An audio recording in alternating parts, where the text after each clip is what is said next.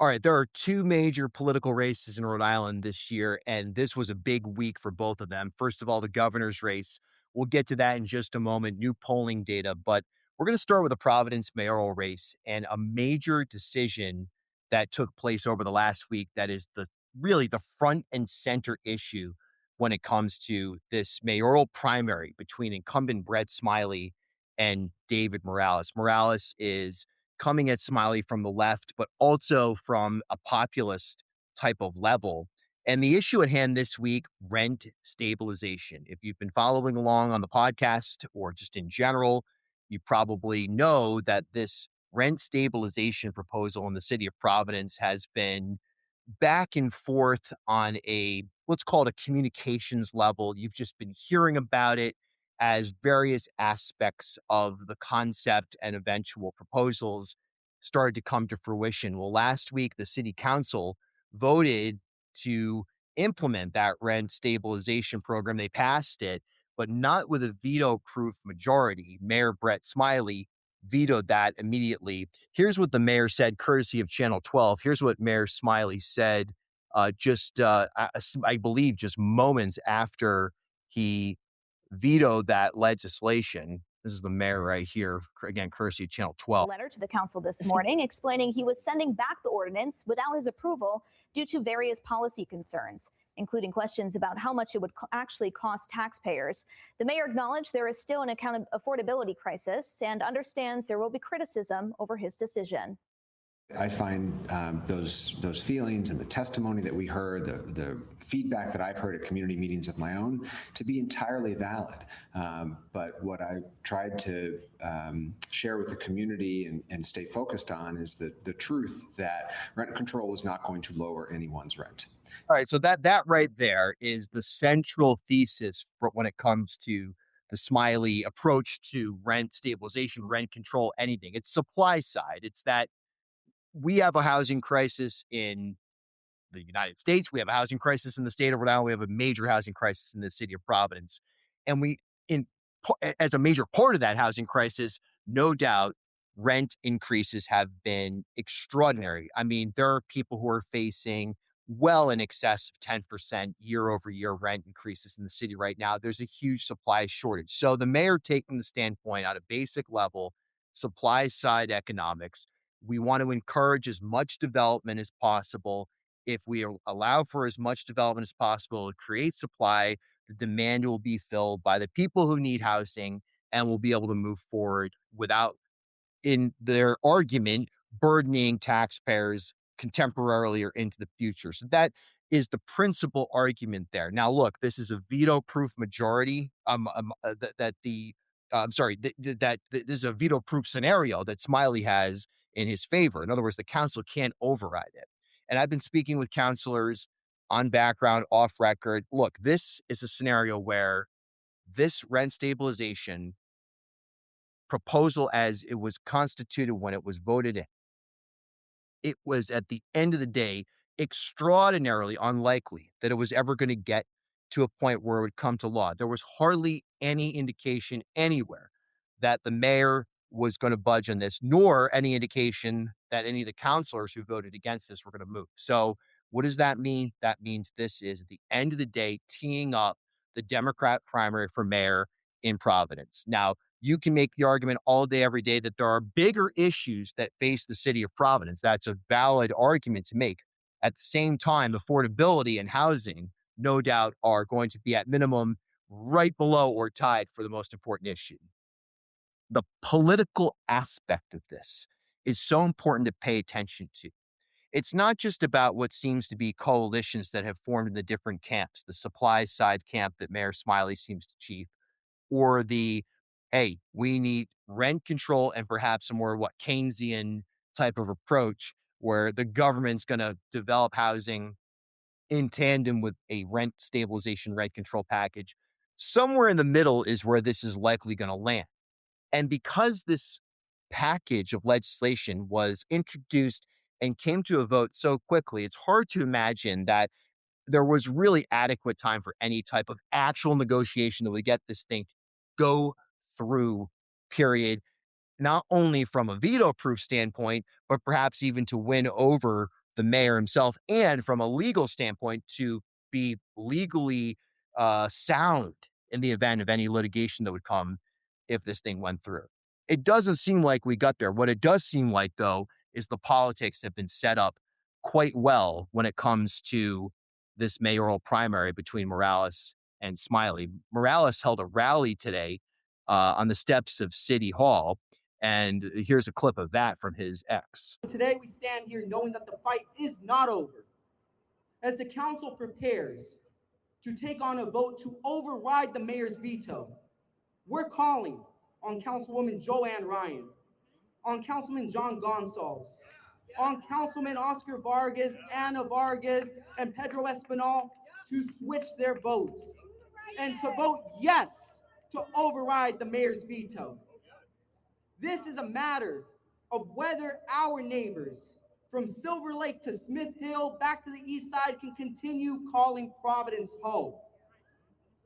And we are here to say that our neighbors deserve to continue calling Providence home. We deserve an affordable city. We deserve a Providence for all. All right, that's that right there. David Morales just recording this on Monday night. That took place earlier today on the steps of City Hall, press conference that he held. Look, the specifics of this, I'm not going to get into that today at all. There's no doubt that Providence needs urgent rent, general housing policy adjustments, urgent and immediate. So when you talk about rent stabilization, rent control, anything like that, you're thinking short term. You're thinking, no, this is not a panacea, but it's something that we can do right now that can really have a legitimate impact. When you're talking more on the supply side of the issue, which is the Smiley approach, and some of the counselors that you just heard David Morales named right there, that is a longer term vision of how to solve the very same problem. The question that really exists right now when it comes to the city of Providence and renters in particular, but not only renters, but also homeowners to a certain extent, is if you go for a longer term type of solution, do you lose a chunk of your population because they cannot wait? They simply cannot wait. Simultaneously, you have to ask the question, if you build new housing, who fills that housing? Is it your existing population, or are you going to have the pandemic era style import of people from outside of Providence, outside of Rhode Island? Again, not to sound xenophobic or crazy, but that impacts the housing market dramatically. People moving from Boston, people moving from New York, people moving from wherever to Providence. If you're building new housing and it's designed, you renovate the Superman building and you make it attractive to somebody from outside of here because they can work remotely and now live in downtown Providence. What does that do? Does that do anything to address the problem at hand? Well, of course it doesn't. Of course it doesn't. That's the mayor's race. We're going to have this issue in depth starting on Wednesday. We'll have Boston Globe columnist, I should say, Dan McGowan in studio for a one-on-one interview. We'll be talking about this and beyond this issue, the Providence mayor's race. And we'll certainly hear from the candidates. We'll certainly hear from the mayor. We'll certainly hear from the counselors. We're going to break this one down for you in depth. So stay tuned for that coverage as it continues. Okay. The other big election in Rhode Island, obviously, is the governor's race. Okay. And the big story over the last couple of weeks, if you want to call it that, I think it's a big story. And I think you would agree if you follow Rhode Island politics with any level of scrutiny, is the entrance of independent gubernatorial candidate Ken Block. Block ran for governor in 2010, founded the Moderate Party, all right? Then he ran again in 2014, lost in the Republican primary to Alan Fung, came close there, 8-point defeat in that primary. Remember, Alan Fung, at that point in time, a very competitive candidate in a lot of ways, okay? In a lot of ways, Alan Fung in 2014, a competitive upstart candidate. So Block has shown that he is able to build some kind of coalition to get statewide credibility. He showed that 12 years ago. But then he went away from elected politics. He became sort of a commentator and a watchdog and did a lot of work on the Washington Bridge. So his name was still in the WPRO, Rhode Island PBS type of audience. But was he a guy that the average everyday person knew? That was to be seen and will be seen as time moves along. Now that Block is an independent candidate. But here's what happened today. Ken Block's campaign drops a poll that they conducted, and the results are very interesting. I'm going to give you the two big takeaways because there really are two things that actually matter here when it comes to this poll that Ken Block released today. You're going to hear all kinds of headlines, all kinds of breakouts, things that are going to dismiss it, things that are going to celebrate it. Really, the reality is you got to look at it from an analysis standpoint of what it really actually means. To that end, I booked the Pollster themselves and had the Pollster on WPR. That's Brian Wynn. Brian Wynn. He was on with Dan York. I booked him for York today, 997WPRO.com. Click on Dan York and Brian Wynn. He's the Pollster who explains how they did this. And here's the press release that they put out today to celebrate. And Ken, here's what Brian Wynn says. Ken Block doesn't just have a path to winning the November gubernatorial election. He has a runway. He has a runway. Now, I can give you a zillion different versions of numbers. Here's the fact that is most important. At the end of the day, the initial round of questions had the following results. Governor McKee, in hypothetical matchup A, Governor McKee, if he were to win the Democrat primary, 28%, Ken Block, 20%, Aaron Guckian, the GOP candidate of most likely candidate, 15%. In the hypothetical matchup, if Helena Bonanno Folks beats McKee in the Democrat primary, she 33%, Ken Block 18%, Guckian 16%. Okay, it's a push poll though. So how this works now, the pollster is going to ask those who are answering a second round of questions, which they now will say favorable things or tell people who Ken Block is. So they say, have you ever heard of Ken Block? No, I haven't. All right. What if I told you Ken Block stood up against corruption on the Washington? I don't know the wording of the question, but that might be one way. Or stood up against perceived corruption, whatever, however they frame it. Here's round two, scenario A. Again, scenario A is if McKee wins the primary, the Democrat primary. Here's what they got for you. Scenario A has Ken Block 31.5%, McKee 21%, Guckian 11%, and 36% undecided. Here's scenario B, same idea, pretty similar in that it's interesting. If Helena Folks wins that primary, all of a sudden she's 27%, Ken Block 26.6%. Statistical dead heat, Aaron Guckian 12.5%, and then 34 and change undecided. Folks, what this means is two things. Number one, very simply, Ken Block is a credible candidate for governor. Ken Block is a credible candidate for governor of Rhode Island and a guy who absolutely must be taken seriously by both of the Democrat campaigns, I suppose the Republican campaign as well, the primary one, and the voter. The voter has to understand that while this is a ways off in terms of setting the table for a November election that's going to have a credible independent candidate, the voter has the responsibility to know who Ken Block is, what he stands for, and you make that decision whether you like him or not. But you can't ignore him. And theretofore, the media better make sure that this thing is approached with a level of balance. No doubt it will be, because Ken Block's entrance to this thing, if nothing else, is exciting. That's number one. Number two, appetite for change. We see a wave of interest across the country in this regard. Look no further than New York City with Mamdani, right?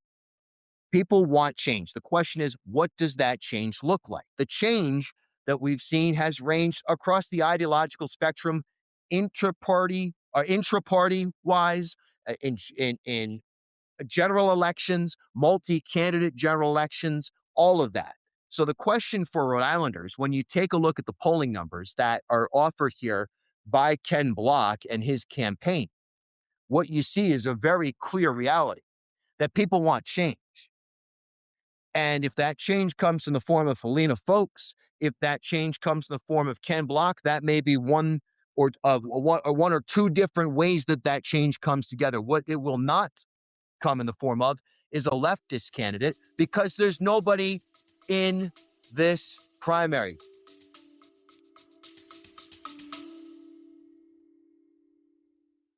Are you ready to take the next step in your career? At URI Online, we offer business and leadership-focused programs designed to fit your life. Whether your goal is to advance your career in fields like public administration, supply chain management, or training and development, our online programs provide the flexibility you need with a high-quality education you deserve. Learn from experienced faculty and collaborate with a network of professionals, all from the comfort of your home or wherever life takes you. Visit uri.edu/online to explore programs and start building your future today. URI Online, learn anywhere with us. You and your employees work hard for your customers. At HealthSource RI for Employers, we work hard for all of you. We offer access to 18 quality health insurance plans plus dental, flexible costs to meet your budget and get your staff what they need, and customized local support to guide you through it all. More than 1,200 Rhode Island employers choose health insurance through us. HealthSource RI. We work for you. HealthSourceRI.com/employers. Bartholomew Town is brought to you in part by Newport Film. Visit newportfilm.com. As Rhode Island's first ever member-owned credit union, Navigant Credit Union has been a staple in the local business community for more than 108 years. Today, Navigant is a $3.4 billion institution serving more than 136,000 members across 25 physical branch locations. But since its founding in 1915, the mission has never changed. Navigant Credit Union's team of financial professionals have remained committed to improving the financial well-being of the families, businesses, and communities they serve across Rhode Island. Learn more at navigantcu.org.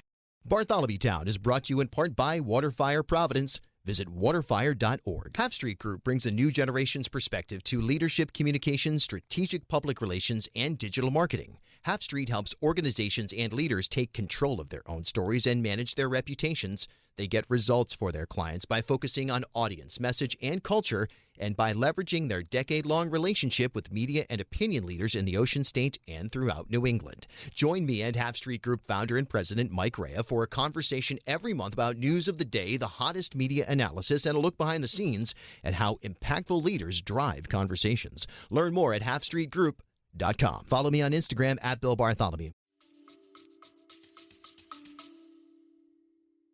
They could not, the left in Rhode Island could not find one person in a moment where there's never been in elections that we have been engaged in for now well over a decade. I mean, going back to my childhood, I don't know if I can make this claim. Certainly in Rhode Island in recent times, national sentiment, appetite for change, appetite for new ideas. I mean, geez, you've got Helena Folks and Ken Block as your front runners.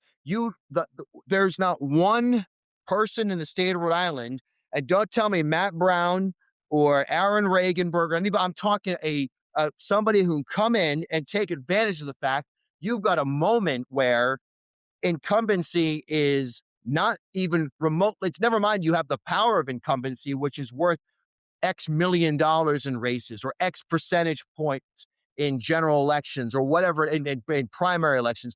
It's not even about that. You have a reduction in those areas, the influence of incumbency. And it's not even just the Washington Bridge with McKee. It's a bigger thing. It's a reality. And there's not one person that can come in from a leftist position and run for governor in Rhode Island in this moment, a competitive campaign. They're not in it. So the change that's going to come, if it's going to happen in Rhode Island, is either going to come from Helena Bonanno Folks, former CVS executive, or it's going to come from Ken Block, software and data mining entrepreneur. All right. And at the end of the day, they're two successful individuals. There's balloons going off on my screen for some reason. I don't know what that's about. I didn't ask for that. So if you're seeing the balloons, we apologize. But here's the reality. This is an important moment because you've got the two races that are going to drive conversation, drive momentum in this state. Even if you don't vote in Providence mayor, you know it may as well. Providence mayor is like the de facto statewide office, right? You don't vote for it if you live in Jamestown. You can tell people you don't care who wins the election, but the reality is you will be impacted by it. You can't have a conversation about economic development. You can't have a conversation about cultural realities in the state of Rhode Island without having a foundational Providence that is in fiscally good health and spiritually in amazing health. Right now, it's neither. And this governor's race is real. Okay. It's been so boring. I mean, what is definitely true? I'm telling you the two things that are true, right? Blocks for real. People want change. That's what you can take from this poll. Okay. The other thing that is definitely true, and I mean, you've got to look at it from an honest standpoint right now here in Rhode Island, whether it's from the standpoint of the poll or just general sentiment. The governor's race, the methodology, and I've said it over and over again, and I know it may even be old hat at this point, but the reality is you take Dan McKee messaging 101, which is Helena Folks, she worked at CVS. She, had the opioids, and she's a drug dealer out there pushing opioids all over the community. She's untrustworthy in that regard. Then she's going to come and say Dan McKee's a slob, and Dan McKee is incompetent. And can you believe the Washington Press should have fired Al Vitti? And you know what the reality is at this point in time, Rhode Islanders just don't care at all and have zero interest. So when you introduce Ken Block into the equation, I don't know what it actually does when you really look at the realistic takeaways, right? The realistic takeaways right now. If you go around and you ask every person in the state who could actually vote, are you going to vote Block, McKee, Folks, or Kakian? Just give them those names. Doesn't matter, primary, this, that, the other. I don't know what the takeaway is. But what it does do is it changes the psychology of this race. Because it affirms that it is about outsider versus insider. And it affirms that Rhode Islanders are definitely interested in the outsider in terms of the polls. Now, here's the last piece of this whole thing. Undecideds continue to make up, 30, 40% of those polled. There's a huge amount of ground game that can be deployed where votes can be collected by anybody in this race. Anybody in this race has that opportunity. And that's what the race is going to break. It's not going to be, barring scandal, barring unforeseen insanity. You're not going to have a situation here where you've got a Helena Folks voter saying, you know what, I'm going to move over to McKee. Or, I met Ken Block at the farmer's market or something, and he sold me. Okay, a couple of dozen people, couple of thousand people, maybe in a general, probably not. It's about the undecided voter. And the reason why the undecided voter is undecided is because either they have seen the menu and they said, I'll go hungry, or they have not seen the menu. And when you have a governor's race that is based on, thus far, throwing barbs back and forth, third-party external campaigns sending messages that aren't written in anything even close to the candidate's voice in some cases, and candidates going on talk radio and not knowing the issue of the day, and that's the conversation, and not substantive policy ideas about the future of Rhode Island. Period. End of discussion. But also, actually, not end of discussion. How about the presence? The present. That's where this thing needs to shift. And with this Block intro, that's I make the assertion that the governor's race changes now.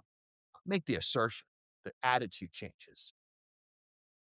Because now if you're McKee or Folks, you've got to be looking in multiple directions.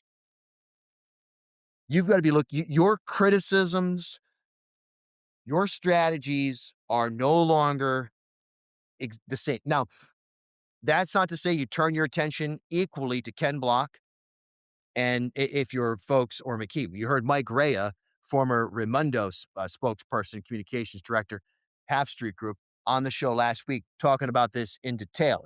What do you do if you're these people? The people in the room making a decision about how do you respond to something when you got Ken Block? You respond to him at all or not? But this poll at least shows, even the initial result.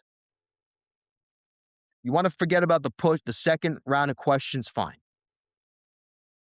And Block's campaign, they're going to push the second round where he's the front runner. Fine, that's politics. I'm looking at it again. McKee 28, Block 20, Gakian 15. And then Folks 33, Block 18, Aaron at 16. I mean, that tells you everything you need to know. It's only two things. Block's competitive. What's up with the balloons here on the screen? If you're watching this on video, there's balloons going off. We got to figure out how to disable that. It's like a Zoom call. They got the stupid decorations. The hand goes up. If I move my hand a certain way, I'm moving my hands like a maniac here. The balloons popping off. All you got to know from this poll, Block's competitive. People want change.